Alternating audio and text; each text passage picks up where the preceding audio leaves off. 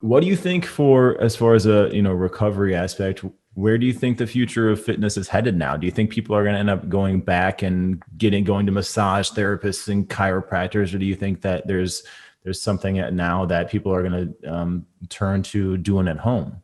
Here's what I think. I think this digital revolution is, I don't know if it's overdue, but we were ready to make this change. And so when we go back to being able to open up and a post-pandemic normal, the post-pandemic normal is still going to have a lot of digital applications. Yeah. Right? There's still going to be the kudos, right, and the Pelotons and all of these. Rumble is now in your like Fight Club. All of these things that you can do from home, they're still going to be there, and I think that's great because the fitness industry, oftentimes you see people opening up new things, and they're all fighting over the same marketplace, right? Like if let's say 80% of the population doesn't have a gym membership, and that's actually pretty close to the normal. So you got 20% that are, and a new place opens and they're fighting over the same 20%.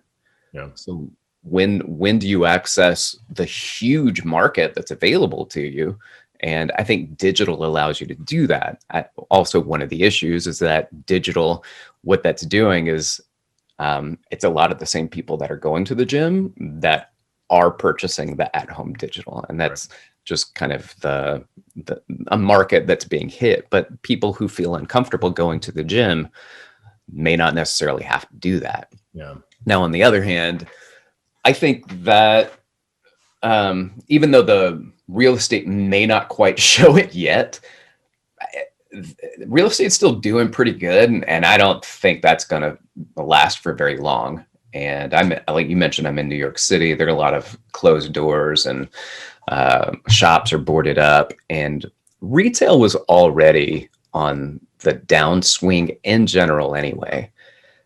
And so I believe that when these doors start opening up, it's going to be a lot of what they call lifestyle retail, a lot of lifestyle environments that are opening up. And that's gyms and rock climbing walls and massage, and people still want to go out. So there are opportunities that maybe you can do some things at home, but you're still going to go to physical therapy. You're still going to go to chiropractic, but people want to get out of their house and have experiences. And I believe a lot of those former retail places are going to be experiential places that people can go to and be away from home, be away from work, and do something cool. And I think we're going to see a lot of that popping up.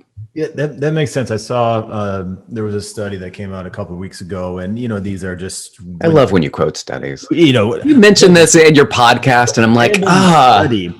I don't even know if they study, more a poll. Let's go with poll, where they interviewed people, and they said that 60% of them that canceled their gym membership aren't going to go back to a gym. But right now, we are still kind of in the thick of things. So I think it's fresh. Still scary. Yeah. It's still scary. It's still fresh in our minds. I think, maybe 6 months from now or a year from now, or, when people, the positivity rate goes down, I think that people are going to start flowing into the gyms more. It will probably be less than there was. I don't think the Golds and that are going to have thousands of locations anymore, because you're right. There's going to be that digital aspect of it, but there is certain that hands-on, like especially you being a massage therapist and corrective exercise specialist, and you've got a bunch of initials behind your name. I don't have enough time to keep listing all those, but there's something to be said about that hands-on and that, experience. Like you can't, I don't care how good you are, you can't fix somebody via Zoom or a FaceTime if you've literally got to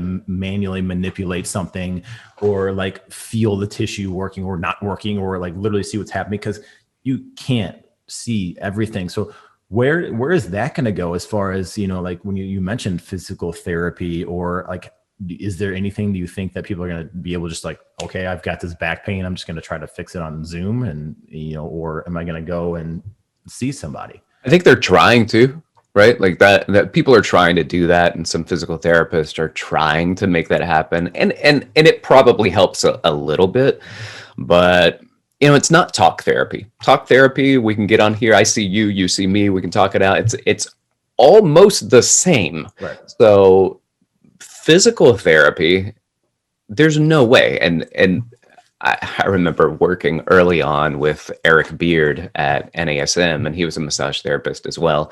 And we're talking about foam rolling and things like that and how important it is and coaching people. And it was all great. And then he goes, but nothing beats a good set of hands. And I was like, that's so true, though.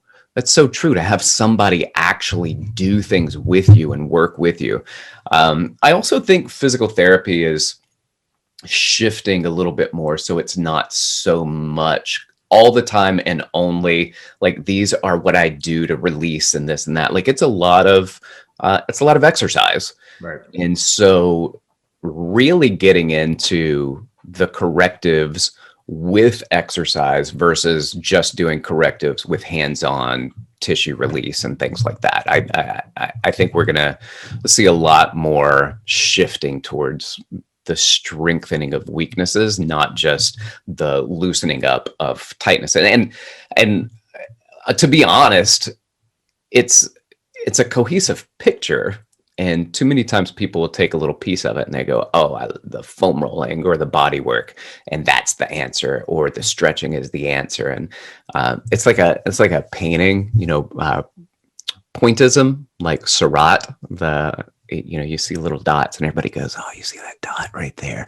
Oh, there's another dot right there. That's my favorite dot. And at some point you got to pull back and be like, oh, that's a picture. That's a really big picture that shows a lot more. Yeah, there you go with the mug. My coffee mug. Okay. It shows a lot more than the dots. And sometimes people just focus on the dots and they don't step back and look at the picture. And I'd like to see more of that in general. And that's kind of a different story than like a pandemic to do. Yeah. But there are parts of the picture. There are things that you can do when you step back. But certainly when you go meet somebody, a professional, and you're face to face with them, you can get a better assessment and you get better treatment with that.